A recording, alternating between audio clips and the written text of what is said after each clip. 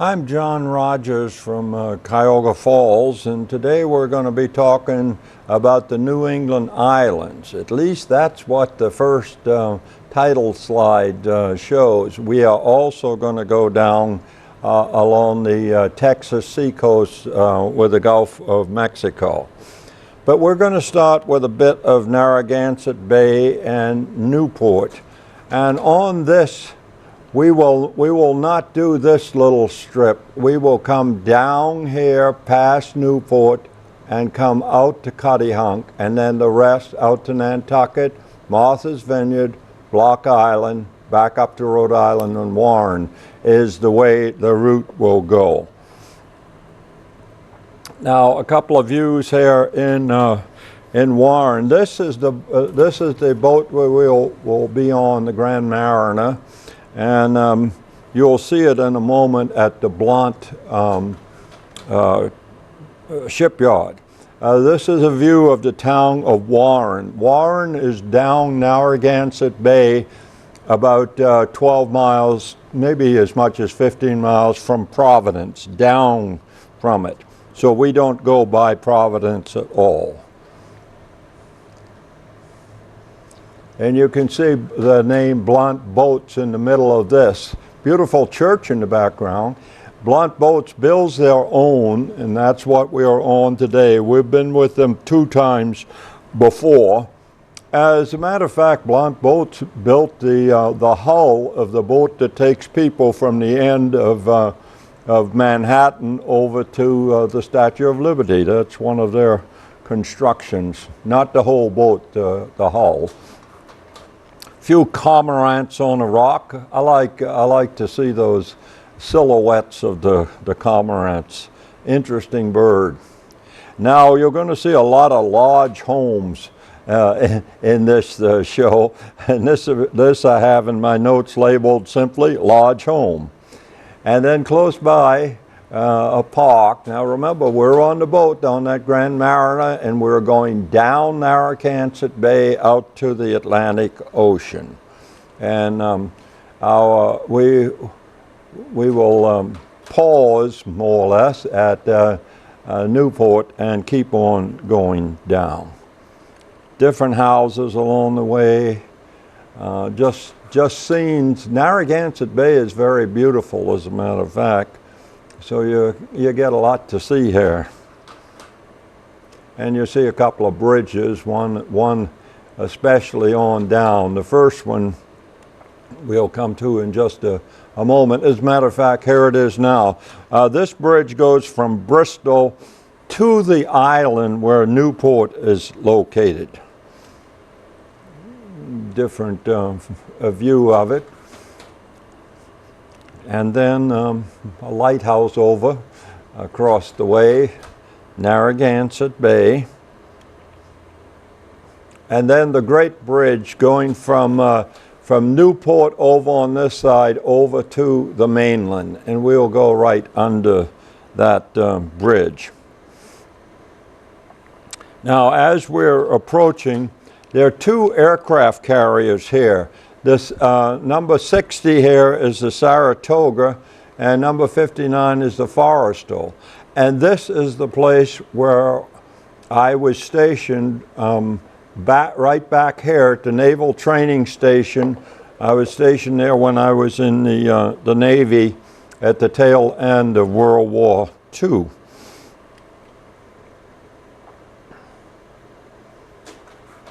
Seagulls flying. There's just something about a seagull that's really pretty. They fly so good.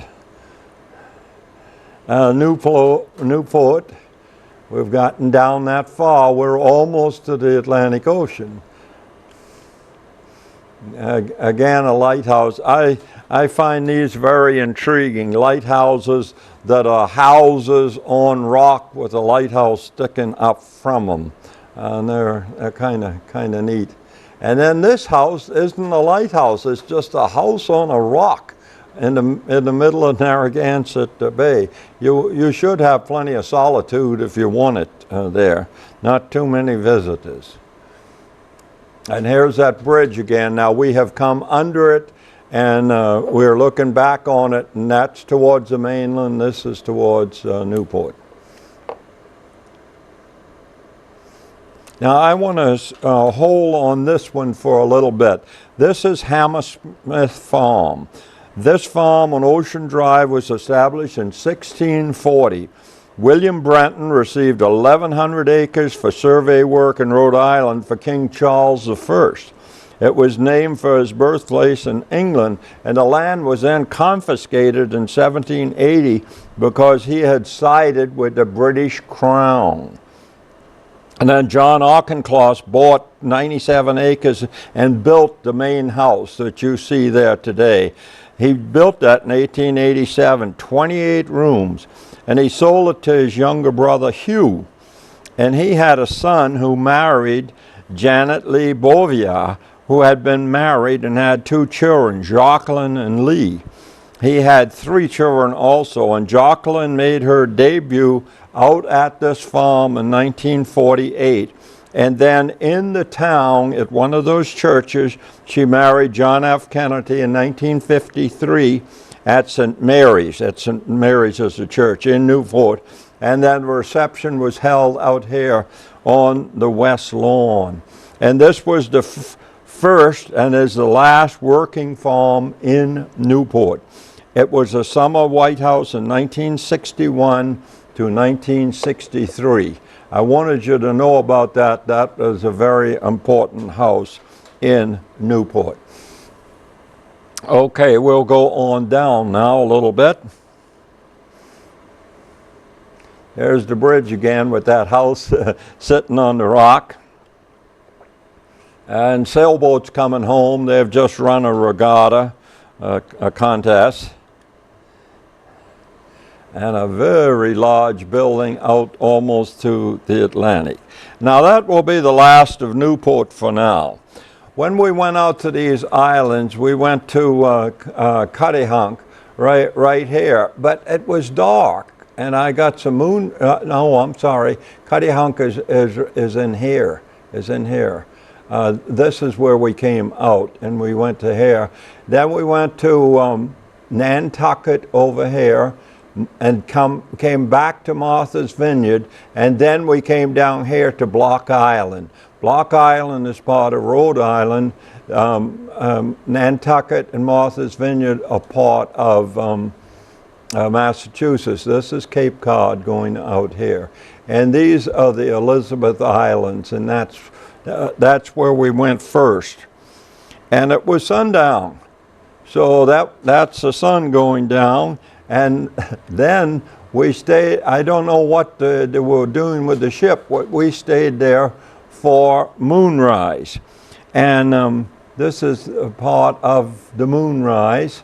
And that's, I think it was a full moon that night, so that's what you're seeing. And then we went out, and at the next morning we got to Nantucket. We landed right here, and they took us on a tour around Nantucket. Didn't bring us out this side. Went over on this side, and that's we came in and swung the corner around here, and we'll go to that whaling museum that is mentioned there. This is the next morning. The land area of Nantucket is 47.8 square miles. It's a little over 1/10 of the size of Summit County where I live. The elevation is listed as just 30 feet, and the population is just a little under 10,000. Nantucket was a home port to 125 whaling ships at one time. Nice lighthouse, and early morning from our boat. I'll show you the boat in a moment when we go ashore. They anchored out, and we went ashore in a launch.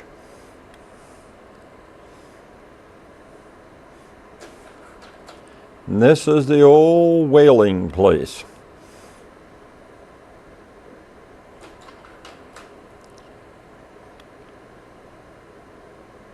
And that's the boat. We're on the launch now, and that's the boat that we are doing this tour on, the Grand Mariner. Frankly, it's not as big as it looks there, but it served us well. It only held about six. They have one boat that only holds 68, and they have two others that hold 98. I think we were on a 98, but it was not full. And we're going on in now. And then here, no, not quite. I'm jumping the gun a little bit. There's a church that we're going to see later on. This is the place where the launchers came and we finally went ashore. And so this is sort of the back of a truck market here. And that's my wife. I don't know if she's buying anything or not. And here's a church. I have this labeled St. Mary's with a question mark. I'm not sure. And then this is the library there in Nantucket. And a street scene, just looking. See, the streets are very, very narrow. They go back quite a ways. And I just have this one labeled as an interesting building, like those towers up on them. Then we went into the Whaling Museum. This is the Whaling Museum as we approached it. We're on foot right now. We will go on the bus tour later on. Then we went inside, and there was a wonderful lady explaining all about the sperm whale and the different instruments used in not only getting the whale, but then using the whale. So she was quite interesting. And these are some of the weapons used to get the whale. And this is some scrimshaw. That's on those are teeth, I think, of the whale, and the scrimshaw is done right on it. And here's a Fresnel lens. A Fresnel lens is a very complicated lens. It's French in origin, I believe, and it's used by lighthouses, or it was used by lighthouses. And with all the different angles and all, you could really see this thing from way out at sea. And that's why it became so popular. And here's a man working the Fresnel lenses up on top of that platform where he is working. And obviously you have to have a gift shop in the museum these days. Got to be able to buy stuff. And then I went up on the roof, very close to the top of the roof, and took a few more pictures from there of the town. And the water everywhere. And there's that church I first showed you from the boat as we were approaching. And here's a weather vane on top of the museum. It's a whale, obviously. And the harbor from the roof. Kind of nice. There's that same lighthouse over there again. And then one last view of the Whaling Museum exterior. Now, before we get too far, we're into this thing about water and the sea and so forth. I'm going to go through a little bit more, and then I want to give you a poem about that. And this is going to be a bus tour here that we're on. They're picking us up right where they brought us in. But this time we're going to be on a bus, and we'll go about 30 miles. And that's the Atlantic Ocean as we're going down. Maybe this would be a good time to give you this poem, because I really want you to hear it. So look at the ocean just a little bit. And this was written by John Masefield. It's called Sea Fever. I must go down to the seas again, to the lonely sea in the sky. And all I ask is a tall ship and a star to steer her by. And the wheels kick and the wind's song and the white sails shaking and a gray mist on the sea's face and a gray dawn breaking. I must go down to the seas again, for the call of the running tide is a wild call and a clear call that may not be denied. And all I ask is a windy day with the white clouds flying, and the flung spray and the blown spume and the seagulls crying. I must go down to the seas again, to the vagrant gypsy life, to the gull's way and the whale's way where the wind's like a whetted knife. And all I ask is a merry yawn from a laughing fellow rover, and quiet sleep and a sweet dream when the long trick's over. The sea fever. Really beautiful poem. I like that one. Okay, we're on the bus tour, and still the Atlantic Ocean out there. And here is an interesting lighthouse. This is a San Katie lighthouse. And then coming back from it, right, I don't know exactly, but right in this area right here was where Thoreau lived. And close by, same area, Steinbeck also lived out there, the author Steinbeck. But close by is a cranberry bog. Right out here is a cranberry bog. Now, not this stuff, right out in here is a cranberry bog. So you got all that around here. And out in the middle of nowhere was this beautiful Fresnel lens in a little cubby thing that, to contain it and protect it. But you see a little reflection in this picture because I'm taking it out of the bus window. And then close by that was this ancient old windmill, 1746 that thing was put up. And then the oldest house on the island.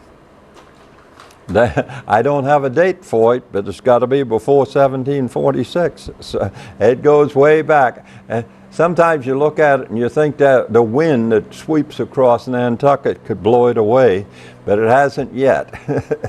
And there's a church out there too. And then if you're familiar with some of the flowers, this is the white clematis. You'll see this growing here and over on Martha's Vineyard.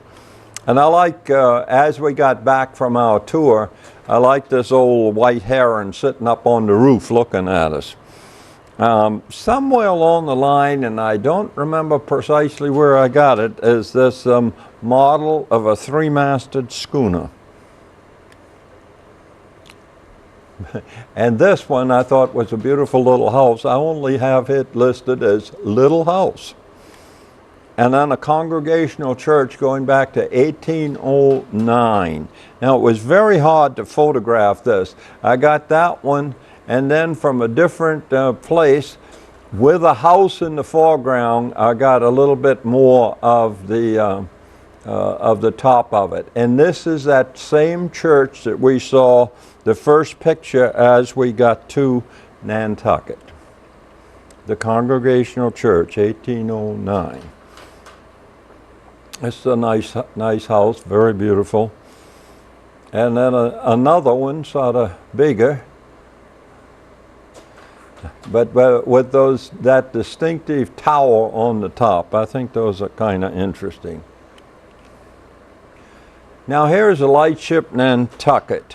Lightships and buoy tenders look alike, but they serve different purposes. The buoy tenders are also red, and they go out and handle the sea buoys and keep them in shape, painted, lights working and everything. The lightship goes out and it serves the purpose of a buoy, so they don't use them much anymore. Birds on the breakwater. And buoys and birds.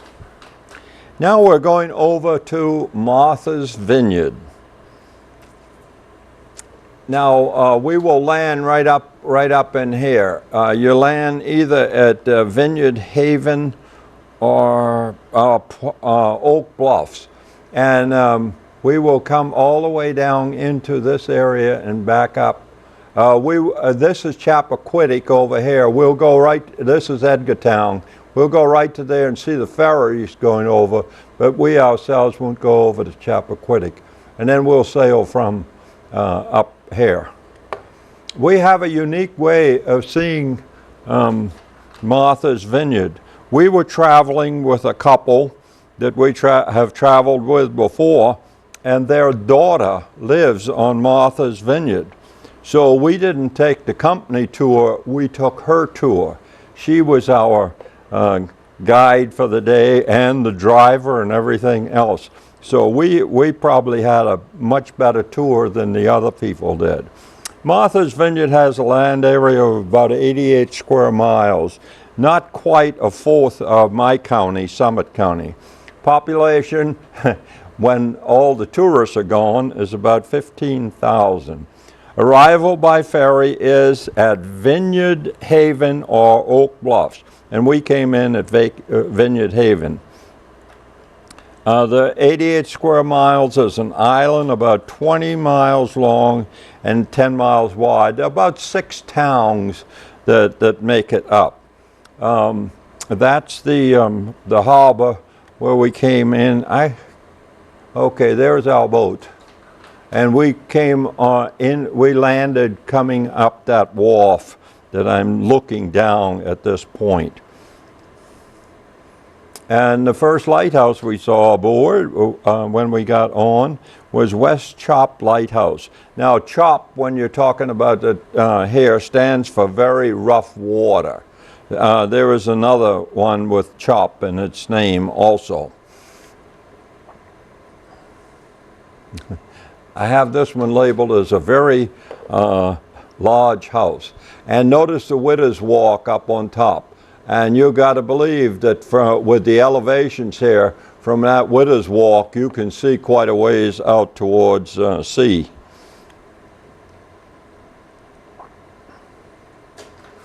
And then we're looking out to part of the ocean and over as far as some of the Elizabeth Islands. Two views there. Remember Cuttahunk, where we only saw the sun setting and the moon rising. That was part of the Elizabeth Islands. And here's some nice horses here as we're going. And now we are in the hands of Beth Carr, and we're in her vehicle, and we're going down. It seemed to me it was down, but it's called Up Island, and it contains West Tisbury, and Neamisha, and Aquana, which contains the beautiful Gay Head. And we're going out there. That's where we will turn. But this is the town of Menimsha, I think is the way they pronounce it, but I'm not positive. And this is their little place. I got a closer picture of him. He's a loon out in there. And they do a lot of lobstering here. And those are lobster pots which are taken out and dropped in, and they're all marked with a buoy at the top. And here's a lady handling a huge lobster. Boy, that is a real big one. And here's that loon I told you I got a picture of.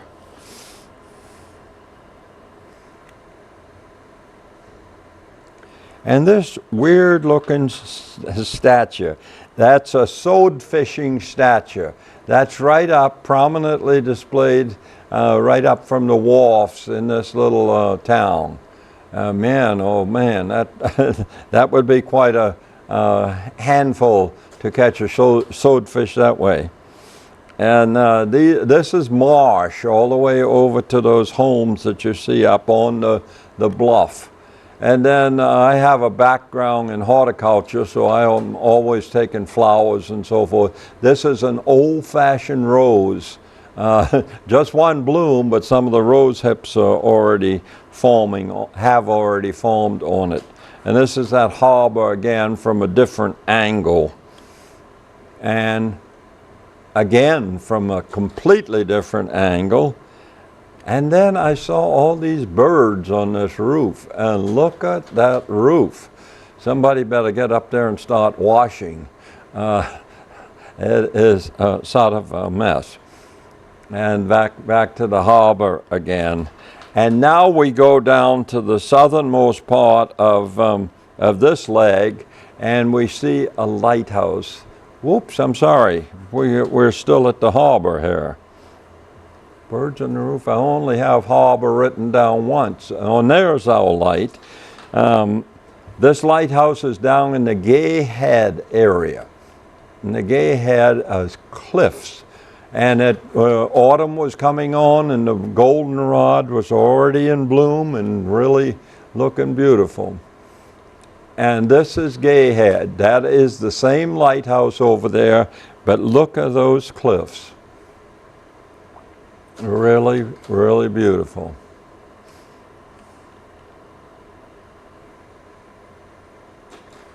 Nice lighthouse, very sturdy. And here are the cliffs and the lights again. And out to the ocean. That's the. Look at how clear the water is here off of Gay Head. And those are the cliffs looking out to the ocean. And then coming over the other side and looking, and here is what I have termed a back beach. I don't know that they call it that. That's from up high, and this is down almost to the beach itself. And then behind that is this is a wetland area, one more of the beach. Now I am on the beach itself walking along. And then behind those, this area, we would call it a wetland. I think they call it too a wetland. Out west they have a different name for that. Now, we're going back up to Vineyard Haven now. That's the, I think that's that's a congregational church. And some sculpture along the way there. And this home with that strange little tree intrigued me. I thought it was really, really neat. And this is the home of the lady who took us, who was our guide. And she's not finished yet. She's going to take us and show us some more. But this is her home, and we stopped there and had a cup of coffee and so forth. And she is the daughter of the people that have traveled with us. Their name is the Castines. And she was our driver and so forth. Although her husband is the one that took us to Edgartown. So there are their lion statues. pretty nice little statues. And they're housed from a different angle. And then they have a cat. We like cats. And they have a cat named Winnie. So that's Winnie. The resident pussycat is what I have written down here. And then one last view of Beth's home before we go on.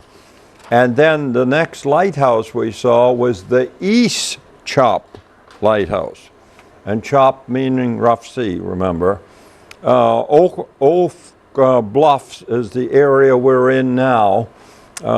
This is some more of that clematis, that white clematis. It grows quite a bit on the island, very easily grown apparently.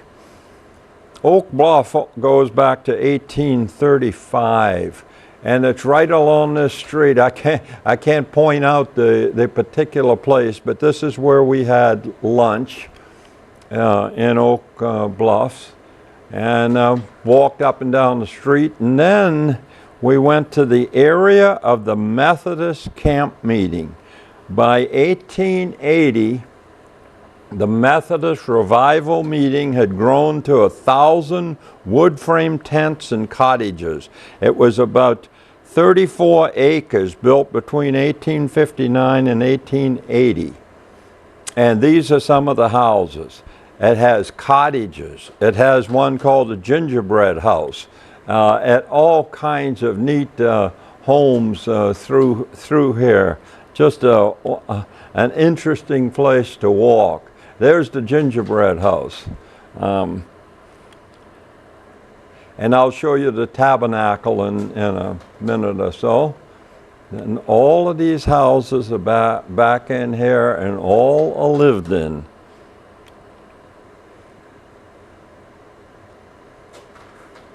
And this is one little part of Oak Bluffs. I shouldn't say one little part, a fairly good-sized part of Oak Bluffs. But the homes are so well kept, and the flowers and all are really a joy to see. It really is neat. This is the tabernacle, and the tabernacle would seat 3,000, still would today. And here it is. Boy, it doesn't look like 3,000 could sit in there, but that's what they say.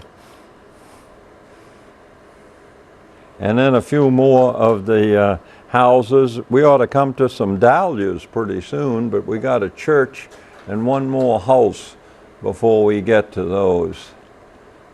Methodist, I hope, since this whole area is Methodist.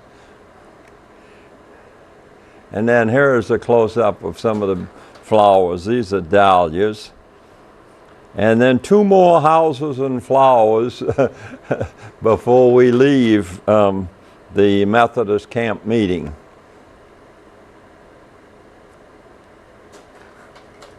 Just really neat stuff. Now we're still in Oak Bluffs, and this place is called the Flying Horses. This is considered the oldest carousel in the country, with 22 wooden horses. It goes back to 1876.